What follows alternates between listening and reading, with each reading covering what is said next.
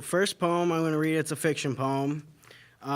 Everyone's got a love story, and this is my version of a love story. It's titled Bang. You always got to end off with a bang. So there was a girl, and there was a boy. Spent all their lives together, so they said. Turns out it was only about 4 years till he screwed up and left her in tears. Here's how the surprising love story goes. They met in middle school summer, let's just say in July. You know how it works, the texting and the calling, till one day they hang out. He kissed her, she kissed him back. Made him come back crawling. They went a couple months, good as gold, but she had a friend that was so jealous he texted another girl, of course she told.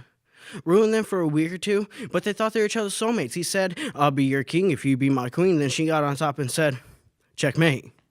You know what happens next. Is this really appropriate for a love story? Of course it is, so they had sex. So that was it. Together forever, seen fireworks as they made love.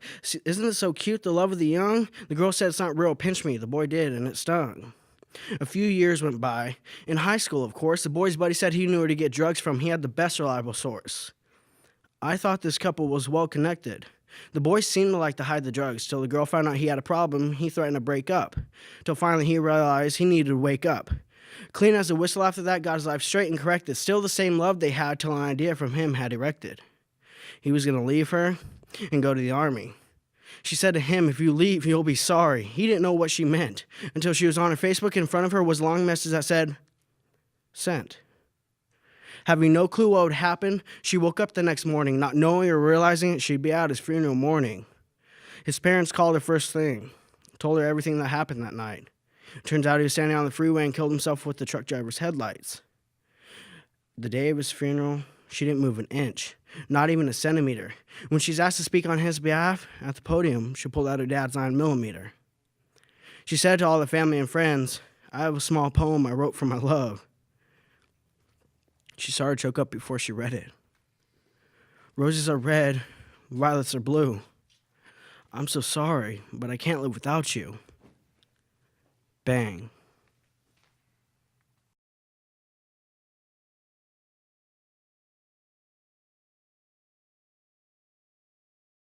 One of the most beautiful moments happened to me over 7 years ago. May 27, 2006, 7:47 a.m., 21 and a half inches long and 7 pounds. I said to my mother from the bottom of my heart, I'm so proud of you. A 10-year-old congratulates his mother and says those exact words. They hug and cry.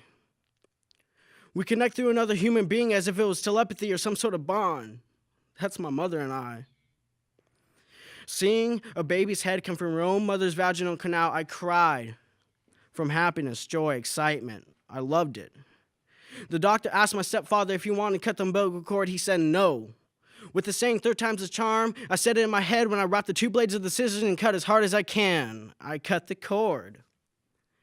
Like we joke around in my family, we consider ourselves witches. Like from the movie Bewitched, we named my baby little sister Tabitha. I told everybody bringing my sister home, remind you, I can say I loved her before birth. I said, Mom, I'm going to teach her how to walk. I'm going to teach her her alphabet. I'm going to protect her from all the boys. Hoping I don't fail at the last one, I prayed to the Lord. I'm 18 years old now. She's 7. I'm bipolar, but that shouldn't matter when it comes to my baby sister. I died. I felt horrible to know my 7-year-old sister is drawing pictures of her family because her first grade Mrs. Butler asked her to. There's my mom, her dad, her brother, and me. Everyone looks happy besides me. My eyebrows are straight lines inclined towards my nose. She draws for fun, and she's an amazing artist. My mom got a call from her teacher one day. Mrs. Butler said to my mother in graphic words, Tabitha drew a picture in class today. It was her, and it was me. In the drawing, I'm yelling at my baby little sister. She even put those lines, making it look as if the words hurt her. The lines where you know it's loud. I cried that day I found out that my own words hurt my sister. I'm bipolar is no excuse for being angry, mean to my little sister. I'm sorry I didn't teach you your ABCs, your 1, 2, 3s. I get angry, but I take it out on the loved one. I call my sister. The fear in her eyes the day I told her not to talk to my girlfriend because she upset her. My girlfriend confronted my sister. Tabitha looked at me and yelled and pushed her away, saying, "Stop it, I'm not supposed to talk to you." I tried saving myself by saying, "Tabitha, I didn't mean it like that. I lied. It's so hard to think the person you love so much is so scared of you." I didn't even know what to do for her. She got upset because the tooth fairy forgot to come. I told her we'll try tomorrow. She just says, "Okay."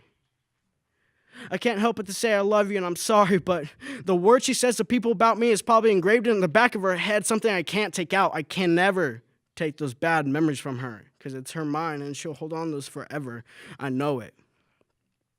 Now that my feelings are coming out, I'm realizing I need to be nice, to be kind, to be loving to my little sister. Not that it'll for sure turn everything around. I'll try. I've caught myself mid-name, stopping my words before once again I yell at my little sister. "Tabitha Grace," I yell multiple times like a broken record. It needs to stop. Never again.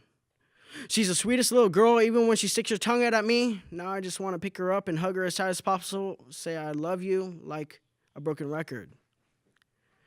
I'm tired of being the way that I am, angry, mean, upsetting. I love my sister.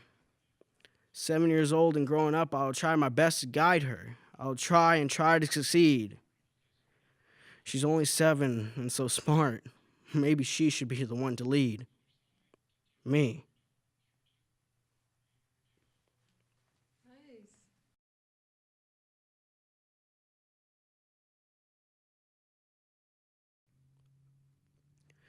To my unborn children, I'm sorry.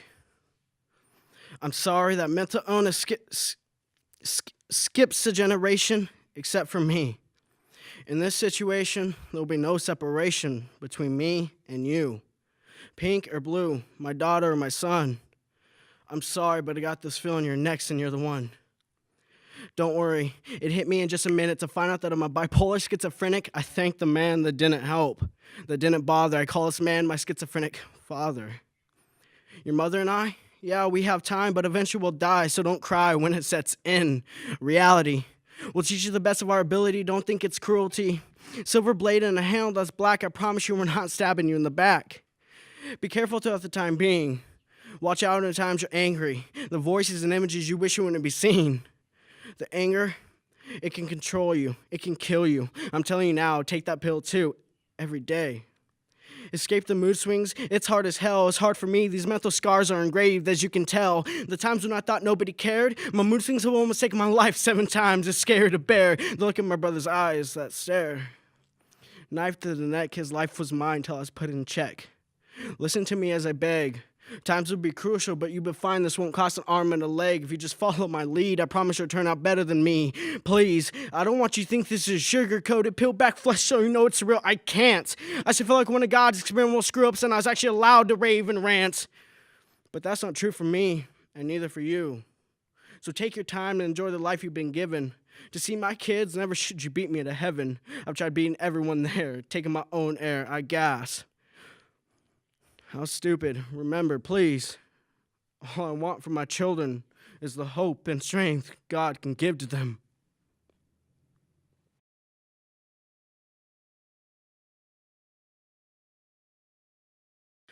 Everybody has a life story. Some are exciting and some are boring. Like a soldier in Vietnam fighting for our freedom, barely making out alive, later receiving a letter asking for the divorce by his unfaithful wife. Or a black person in Chicago trying to make it to the NBA, but blowing out his knee in the fourth quarter of the championship game. A man that stands alone, minds his business every single day, gets beaten all the time because he chooses to be gay. Now, what about the mother of 5 loving children, diagnosed with breast cancer on a death card, having to spread her ashes, her children do it across the entire backyard? Now, I heard a story. I heard a story from a 17-year-old young man. He says to me, he's scared every single day of his life, thinking that to come back and never leave him alone. The images isn't what fright him, but the thousands of voices that gnaw on him like a bone. His father, a bipolar schizophrenic. For 14 years, he knew he had that certain gene. Never did he thought the day would come where he'd hear voices so clearly. All he was doing was smoking weed one day till he noticed he got way too pissed and he sighed. That was the day that would come. That was the day he should give his life a kiss goodbye.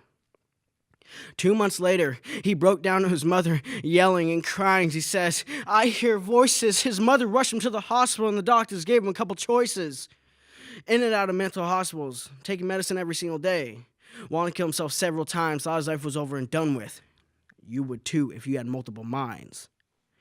He wanted to meet his father for the first time. So listen to me and get this. A 15-year-old boy flew all the way to Texas. He never got to meet his father, but when he tried being a good son, his dad told him to get lost and pulled out a 12-gauge shotgun. He'll never forget the day he saw his father. In handcuffs and his chances blown, he just stared the boy down in blank emotion. Mama was right. He lacked a mind of his own. In this story, I don't even know what to say. Ever hear the saying, like father, like son? To this day, that boy just prays, praying for a better life. He looks to the sun. That's the story of the 17-year-old young man. I'm not sure if this is the right timing, but that bipolar schizophrenic is named Seth Simon. So that's my life story. Now, I don't mean to compare it to anyone else's. I don't want to compare it at all. But what I've been through, I'm only 18 years old, and that was back when I was 15. You can imagine how I felt then. I've written some crazy stuff within the past 4 years. It's pretty scary if you ask me.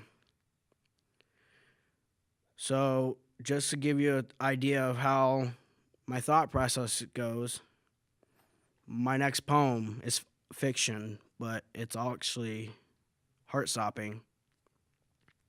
So this is how it goes. It's heart-stopping.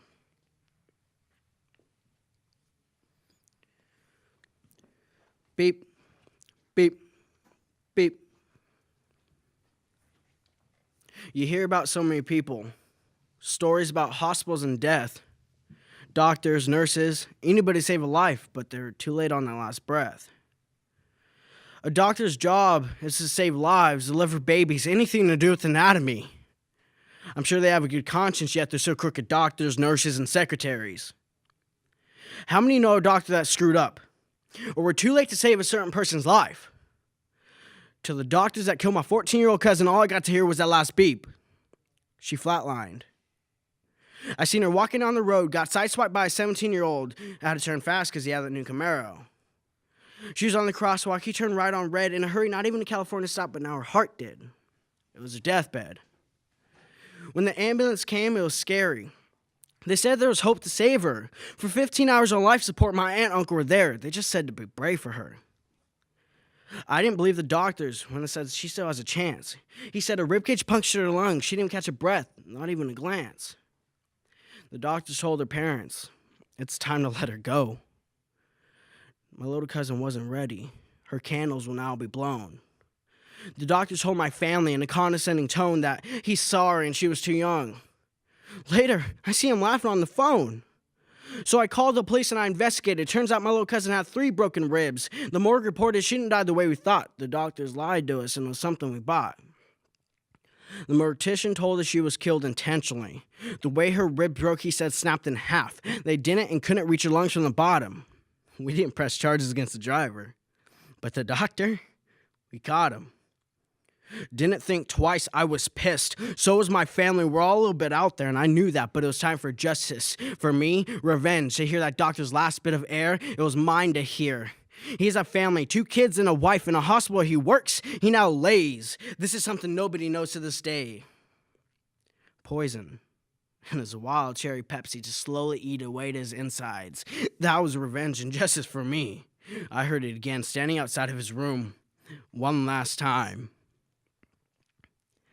Beep, beep, beep. The flat line. So that just gives you a little thought process of how my mind works and how everything in my life has happened to me. It's scary to think that minds, they all play tricks on you, but you never know till the day it comes.